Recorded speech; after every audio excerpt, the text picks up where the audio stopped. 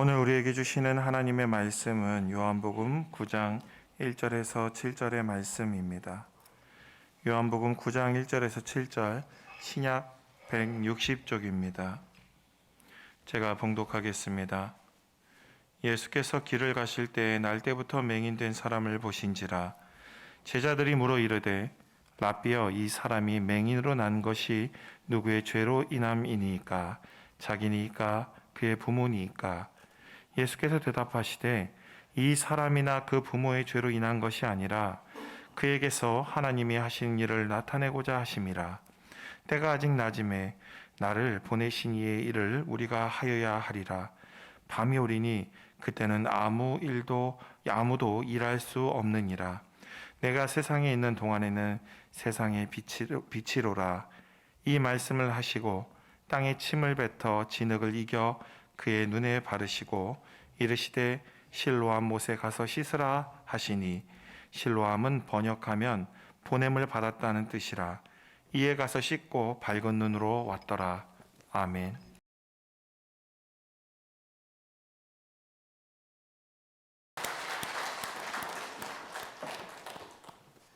아름다운 하늘과 묘한 세상을 우리에게 주셔서 이렇게 우리가 인생을 살아갈 수 있는 것, 그걸 하나님 앞에 감사하며 또 한 주간을 살아가는 우리 모든 교우가 되기를 간절히 축복합니다. 지난주일 우리가 추수감사주일을 지켰는데요.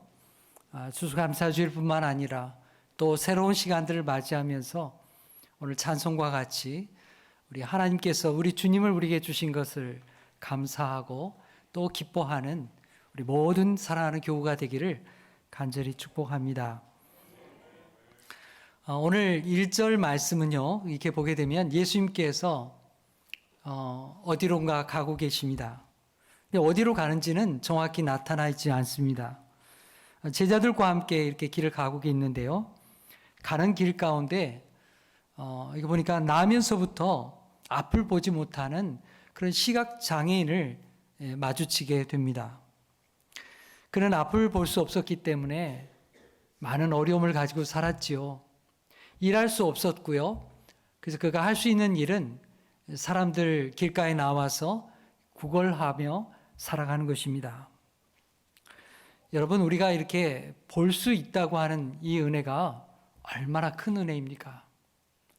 여러분, 오늘 당장 여러분이 시력을 잃는다고 한번 생각해 보십시오. 여러분, 인생이 어떻게 될 것 같습니까?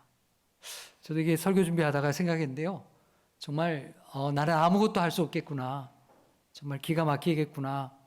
여러 가지 생각을 하게 되었습니다. 이 앞을 볼 수 없다고 하는 것, 이게 엄청난 우리에게 사건 아니겠습니까? 그런데 오늘 여기 말씀 보니까 이 사람은 태어나면서부터 보지 못하며 이렇게 인생을 시작하게 되었습니다. 여러분, 시각 장애인이면서도 그걸 잘 극복한 사람들이 있죠. 그 가운데 세계적으로 많이 알려진 분이 헬렌 켈러라는 분이 있습니다. 그 망나니 같은 이 여자아이를 설리반 선생님이 정말 열정을 다해서 가르쳐서 사람이 되게 했죠. 아마 설리반 선생님이 없었더라면 헬렌 켈러는 그런 복된 인생을 살 수 없었을 것입니다. 헬렌 켈러가 쓴 많은 글들이 있는데요. 그 가운데 내가 사흘 동안 볼 수 있다면 이라는 글이 있습니다. 이 글을 쓰게 된 계기가 있어요. 그녀의 친구가 자기 집에 이렇게 놀러 오게 됐는데요. 숲길을 지나서 1시간가량 걸어오게 되었어요. 친구를 맞이하면서 이야기합니다. 이렇게 숲길을 지나오면서 뭘 보았느냐고 그렇게 물었습니다. 그랬더니 이 친구가 뭐 별거 없었는데, 별거 볼 게 없어서 이렇게 대답하는 거예요. 그러니까 이 헬렌 켈러가 생각하기에는 너무 이렇게 황당하다 생각이 들었습니다. 아니, 1시간 동안이나 걸어왔는데 어떻게 볼 게 없다니 말이 되는 얘기냐. 그러면서 이제 생각을 하게 된 거예요. 내가 이게 3일 동안만 나에게 볼 수 있는 그런 은혜가 나에게 주어진다면 내가 뭘 볼 것인가. 그렇게 기록하게 되었습니다. 당시에 이제 미국의 공황이었던 시대였고요. 굉장히 어려웠던 시절입니다. 이게 이제 신문의 기구가 되었어요. 이 글을, 헬렌 켈러의 글을 읽고 많은 사람들이 감동을 받게 되었습니다. 그녀가 이제 첫날을 맞이할 때 뭘 보고 싶었을까? 제일 먼저 보고 싶었던 것은 자기 인생을 변화하게 해주었던 설리번 선생님을 만나는 거예요. 나의 망나니 같은 인생을 이렇게 나를 구원해주고 변화시켜준 선생님. 그동안엔 내가 이렇게 손으로 이렇게 얼굴 만져가지고, 우리 선생님 이렇게 생겼구나, 이런 생각을 했는데, 내가 눈을 뜨게 된다면 내가 정말 우리 선생님 얼굴 한번 이제 천천히 봐야 되겠다. 한나절 동안 우리 선생님 얼굴 좀 봐야지. 그게 첫 번째 소원이었습니다. 그리고는 자기 친구들을 다 불러 모으고 싶다고 했어요. 그동안 보지 못했고 목소리만 들었는데 우리 친구들 얼굴을 한번 좀 내가 보고 싶다. 그대 얼굴을 잘 내 가슴 속에 새겨야지. 그게 또 하나의 소원이었습니다. 세 번째가 있었는데요. 이날 첫날에 이 아기의 얼굴을 보고 싶다고 했습니다. 아직 세상에 때가 묻지 않은 이 아이. 울기도 하고 또 엄마를 보면서 빵긋 웃기도 하는 이 아직 세상에 때가 묻지 않은 이 아이의 해맑은 얼굴을 내 가슴에 새기고 싶다. 이게 헬렌 켈러의 이야기였습니다. 그리고 오후가 되면 헬렌 켈러는 숲으로 가고 싶다고 했습니다. 숲에 가서 나무, 그리고 자연, 풀과 꽃들, 하나님이 주신 이 아름다운 자연을 만끽하고 싶다. 이 오후에 하고 싶은 일이라고 했어요. 그리고 해가 질 때에 이 아름다운 장관과 노을을 바라보고 싶다. 이게 지금 헬렌 켈러가 첫날을 맞이한 미래 소망이었습니다. 그러나 나는 잠들지 못할 것이다. 오늘 하루 종일 보게 된 것으로 말미암아 내 마음이 너무 기뻐서 나는 도저히 잠들 수 없을 것이다. 둘째 날은요, 박물관도 가고 어디도 가고 뭐 이렇게 하게 되는데요. 그날도 잠들지 못할 것이다. 셋째 날은 인간의 모든 역사를 마치고 보면서 내가 그걸 다시 이렇게 되새기면서 난 역시 잠들지 못할 것이다. 이렇게 글을 마치고 있습니다. 여러분, 헬렌 켈러가 그토록 보고 싶어 했던 사람, 바로 선생님이었고 사랑하는 사람들이었습니다. 여러분이 지금 곁에 있는 사람을 볼 수 있다고 하는 것을 얼마나 감사하고 있습니까? 또 숲과 나무와 자연의 그 아름다운 모습과 풍경을 보는 것, 그걸 감사하고 있습니까? 여러분, 오늘 우리가 이렇게 볼 수 있는 것만으로 해도 우리는 하나님 앞에 큰 감사를 드려야 될 줄 믿습니다. 오늘 우리는 말씀 속에서 날 때부터, 아예 처음부터 보지 못하게 태어난 그런 시각장애인을 만나게 됩니다. 그는 사랑하는 이가 있었지만 그 얼굴을 볼 수 없었던 사람입니다. 나무와 꽃과 그리고 자연의 아름다움을 전혀 볼 수 없었던, 해질녘의 노을도 볼 수 없었던 그런 인생이었습니다. 이 모든 것이 차단되어 있는 그런 인생이었죠. 예수님과 함께 제자들 길을 가다가 이 사람을 보게 되었습니다. 이 사람을 보게 되자 제자들이 예수님께 질문을 하게 되었습니다. 오늘 2절 말씀이죠. 2절 말씀 우리가 함께 읽어보겠습니다. 시작. 제자들이 물어 이르되 라비여, 이 사람이 맹인으로 난 것이 누구의 죄로 인함이니까? 자기니까? 그의 부모니까? 여러분, 오늘날 우리의 관점에서 생각하면요, 이 당사자 앞에서 이런 얘기를 한다는 것 자체가 굉장히 무례한 일이죠. 이런 얘기 할 수 없잖아요. 이런 얘기 하면 안 되잖아요. 그런데 당시에는 이런 일이 가능했다는 사실입니다. 제자들 포함해서 유대인들은요, 그렇게 생각을 한 거예요. 누군가의 죄 때문이다, 이렇게 생각을 한 거예요. 그러니까 이 사람 앞에서 그런 얘기를 막 스스럼 없이 얘기하는 것이죠. 당시 사람들은 장애가 있거나 불치병이 들게 된다면 그건 도대체 누군가의 죄 때문에 있게 된 결과다. 그 벌 받는 것이다. 이렇게 생각을 했던 겁니다. 장애인과 병자들에 대해서 누군가의 죄 때문이라고 그렇게 단정해 버리게 된 것입니다. 이렇게 누군가의 불행을 죄와 이렇게 연결하고 나니까 대답이 엉뚱하게 가는 거예요. 잘못된 대답으로 가게 되는 겁니다. 이 사람을 보니까 날 때부터 맹인이라고 하는데 이 사람이 불행이 그러면 결국 누군가의 죄 때문이 아니겠습니까?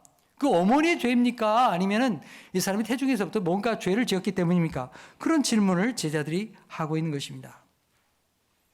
여러분, 이 장애인 입장에서 생각해 보세요. 이 장애를 가지고 앞을 못 보고 사는 것만 해도 기가 막힌 인생인데, 아니 내가 누군가의 죄 때문에 이렇게 되었다고 이렇게 단정을 하고 내가 그렇게 벌을 받는 것이라고 단정을 하니까 이 얼마나 내 인생이 비참해집니까? 얼마나 힘들겠어요.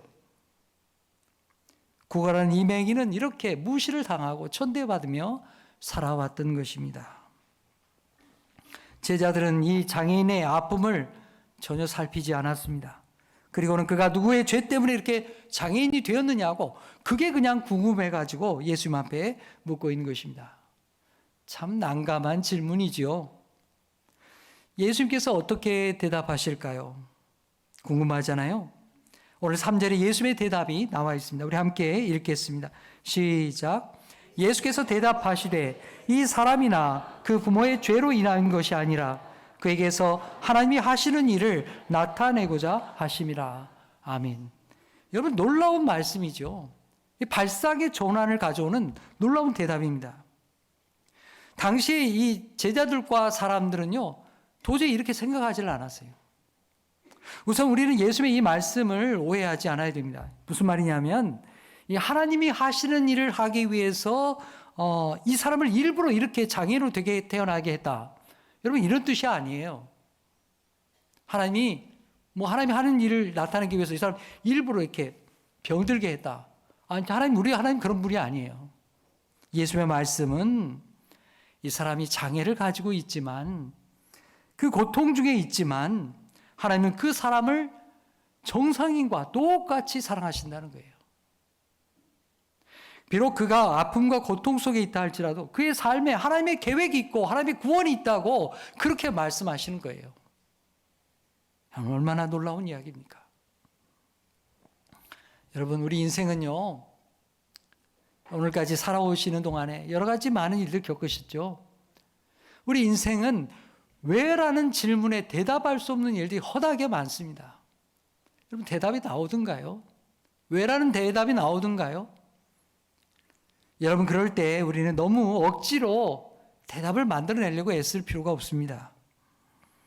가까이 있는 성도들도 마찬가지예요. 조심해야 됩니다. 뭐든지 내가 다 아는 것처럼 너무 빨리 신앙적으로 답을 내려고 하지 말아야 됩니다. 섣부른 대답이 오히려 그 사람을 고통스럽게 할 가능성이 높기 때문입니다. 우리는 그저 그 아픔을 함께 아파하고 함께 하나님 앞에 기도하는 것입니다. 그 아픔에 공감하고요, 하나님의 긍휼과 자비를 구하고 하나님의 도우심을 구하면서 기도해야 되는 것입니다. 우리는 구약에서 욥기라는 책을 만나게 됩니다. 욥의 이야기죠. 욥은 고통을 당했습니다. 욥은 하나님께서 인정하시는 참 놀라운 믿음의 사람이었습니다. 그런데 하루아침에 고통을 당하게 됩니다. 사업이 다 쫄딱 망했어요. 자기 자식들이 하루아침에 다 죽었어요. 자기도 병들었어요. 그러자 아내마저 떠나버렸습니다. 얼마나 기가 막힌 인생입니까? 친구들이 위로하겠다고 찾아왔어요. 그런데 이 친구들이 찾아와서 한다는 얘기가 오늘 제자들이 하는 얘기와 똑같은 얘기를 하는 거예요. 욥아, 네가 말이지, 네가 죄를 뭔가 지었기 때문에 이렇게 벌을 받는 거야. 욥이 기가 막히죠. 자기는 아무리 생각해도 이게 답이 안 나오는 거예요. 왜 나에게 이런 일이 있는가? 답이 안 나오는 거예요. 여러분, 오늘날 우리의 삶도 그렇습니다. 갑자기 지진이 나서 건물이 무너져서 사람들이 죽지요. 또 여름에 폭우가 쏟아져서 홍수가 나서 산사태가 나서 사람들이 생명을 잃습니다. 사람들이 질문을 하는 거예요. 왜 우리 가족에게 이런 비참한 일이 일어났습니까? 여러 가지 이유를 댈 수 있겠죠. 기후변화가 일어나서 이렇다. 홍수를 제대로 대비하지 않아서 이렇다. 그런데 여러분, 그런 걸로 내 고통에 대답이 됩니까? 대답이 안 되죠. 대답이 될 리가 없습니다. 왜 하필 나에게 이런 일이 일어났는가? 우린 도저히 대답을 찾을 수가 없는 것입니다. 그런데 여러분, 우리 예수님의 대답을 들어보십시오. 예수님은 왜라는 질문에 이 답할 수 없는 질문을 붙들고 실망하는 게 아니에요. 왜라는 질문을 붙들지 않았습니다. 누구의 죄 때문이라고 그 과거를 붙들고 그렇게 그를 정죄하지 않았습니다. 예수님은 오히려 그 사람의 미래를 향해서 열린 대답을 하고 계시는 거예요. 그에게서 하나님이 하시는 일을 나타내시고자 하심이니라. 여러분, 얼마나 놀라운 대답입니까? 사람들의 생각, 제자들의 생각은 그 누구의 죄 때문이냐? 그 사람 과거에 매달려서 질문하는 거예요. 그 사람을 판단하고 정죄하는 그런 질문에 매몰되어 있는 것이죠. 그런데 우리 주님은 전혀 다른 대답을 하십니다. 예수님은 그 사람의 과거가 아니라 앞으로의 그의 삶을 내다보면서 그의 소망의 말씀을 주시는 거예요.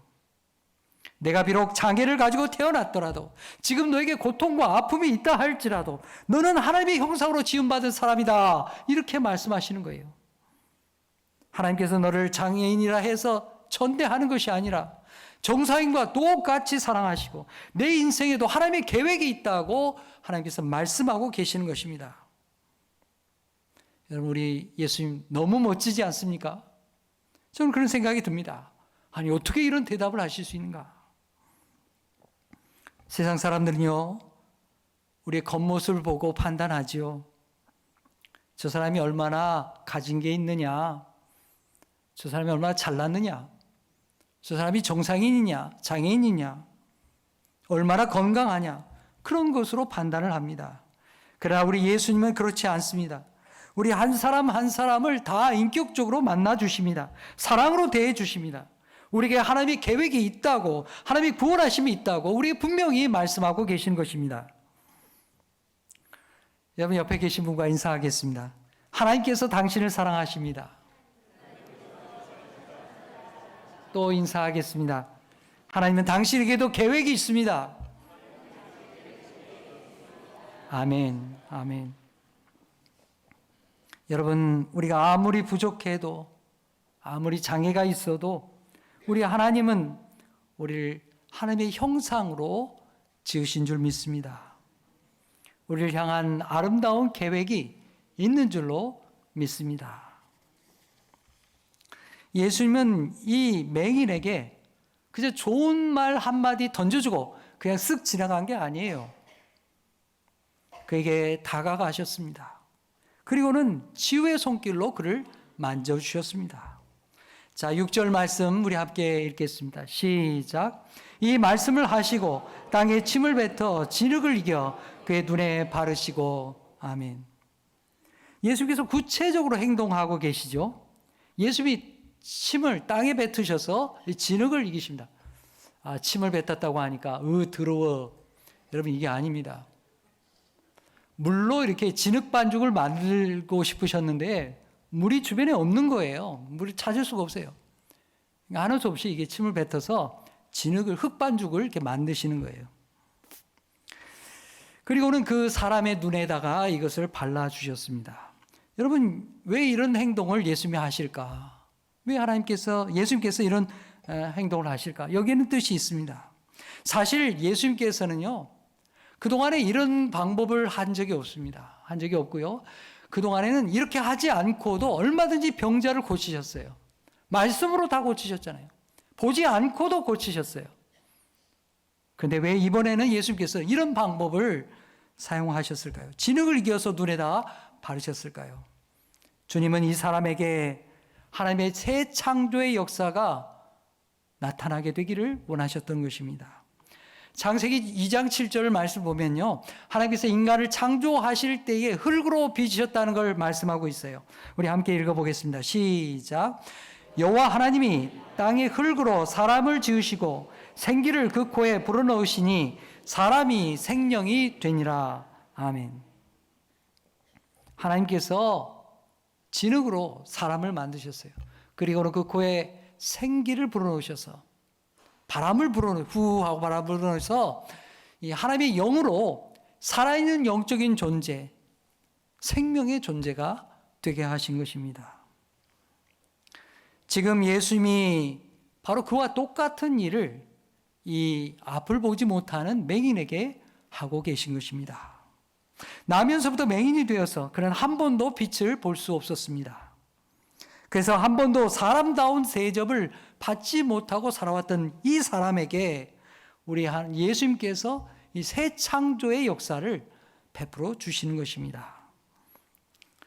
이제부터는 내 인생이 새롭게 될 것이라고, 이제부터는 내 인생이 어둠 속에 갇혀있는 인생이 아니라 이제는 예수님으로 말미암아 어둠이 물러가게 될 것이라고 그렇게 따뜻하게 만져주시는 것입니다.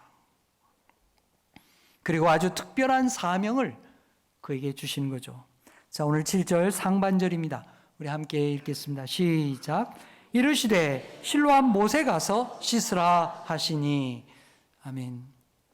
실로암 못은요, 예루살렘 성곽 안쪽에 있는데 좀 낮은 지대에 있습니다. 이 실로암 못은 언제 이렇게 만들어지게 되었느냐? 주전 8세기 히스기야 왕 때 이렇게 만들어지게 되었습니다. 전에 한번 말씀드린 적이 있는데요. 히스기야 왕 때에 아시리아의 공격을 받게 됩니다. 아시리아의 공격을 받으니까 성을 방비하고 성벽을 튼튼히 쌓았습니다. 근데 중요한 문제가 있었는데 성 안에 물이 모자라요. 그래서 히스기야 왕은 어떻게 했느냐? 성 밖에 있는 기혼샘에서부터 굴을 팠어요. 암벽을 파가지고 사람이 하나 통과할 수 있을 만한 그런 길을 냈죠. 그래서 성 바깥에서부터 기온샘에서부터 굴을 파가지고 이 예루살렘 성 안쪽에다가 이 물이 모이는 연못을 만들게 된 거예요. 이게 기가 막힌 일입니다. 오늘날도 있어요. 오늘날도 물이 흐릅니다. 이게 물이 흘러오려면 어떻게 됩니까? 기울기가 있어야 될 거 아니겠습니까? 기울기가 아주 이렇게 낙차가 굉장히 낮아요. 그걸 아주 절묘하게 굴을 파가지고 오늘날도 그 못이 물이 모입니다. 바로 그 못이 바로 여기에 실로암 못입니다. 이 실로암 못은요, 예루살렘 성전에서부터 이렇게 아래로 내려가는 아래쪽에 있는 못이에요. 길이 이렇게 쭉 이렇게 연결되어 있습니다. 근데 그 길이 굉장히 가파르기도 하고요. 또 이게 돌길로 되어 있어요. 가기가 쉽지 않습니다. 앞을 못 보는 이 시각장애인이 간다는 것은요, 생각지도 못할 일이에요. 아주 힘든 길입니다. 근데 예수님께서는 그 자리에서 그를 고쳐주고 눈을 뜨게 해주지 않고 굳이 실로암에까지 가라는 거예요. 실로암에 가서 씻으라고 명령하시는 겁니다. 왜 이렇게 하셨을까요? 예수님께서 그렇게 하신 것은 그 사람을 위해서지요. 그가 새로운 인생을 살아갈 수 있는 힘을 얻도록 그를 보내시는 겁니다. 살아갈 용기를 주시는 거예요. 당장은 힘들죠. 가는 길이 어디 쉽겠습니까? 그러나 자신의 힘으로 갈 수 있도록 그의 용기를 주고 실로암까지 가게 하시는 겁니다. 그동안에 앞을 못 봤기 때문에 이 사람이 어떻게 살았을까요? 다른 사람의 손해를 의지해서 그리고 이끌려서 수동적으로 살았겠죠. 어디를 자기 힘으로 간 적이 없을 겁니다. 다 남의 손을 의지해 살아왔죠. 하지만 이제는 그렇게 살지 말라는 거예요. 그리고 앞으로 눈을 뜨게 되더라도 너의 인생에는 앞으로 어려운 일들 많다는 겁니다. 내게 어려운 일 많을 테니까 이제부터는 예수님 말씀 의지하고 주체적으로 살아라. 내 길을 걸어가라. 주의 말씀으로 살아가라. 이렇게 보내시는 것입니다. 여러분, 이 사람이 실로암으로 가는 길이 어땠을 것 같습니까? 어디로 가야 되는지도 모르고 가는 길도 모르는데 어떻게 갔겠어요? 사람들한테 물어서 가면서 더듬더듬 하면서 그렇게 갔겠죠. 돌길, 비탈길을 내려가면서 얼마나 여러 번 넘어졌겠습니까? 그러나 중요한 것은 포기하지 아니하고 끝까지 가는 것입니다. 예수님은 지금 이 장애인에게 그걸 요구하고 계시는 거예요. 가다가 넘어지더라도 빛이신 예수님의 말씀을 의지하고 가라는 것입니다. 예수님께서 너를 보내셨으니 믿음을 가지고 가라는 거예요. 이제는 주님과 함께 내 길을 열어가고 하나님께서 함께 하심을 믿고 가라고 그에게 삶의 기회를 열어주시는 것입니다. 여러분, 오늘 7절 중간에 보면 이 실로암의 뜻이 뭔지 이렇게 기록되어 있어요. 뭐라고 되어 있어요? 네, 보냄을 받았다. 여러분, 보냄을 받았다는 뜻이 한자말로 뭐라 그래요? 사명입니다. 사명. 사명이란 말 자체가 보냄을 받았다는 뜻이에요.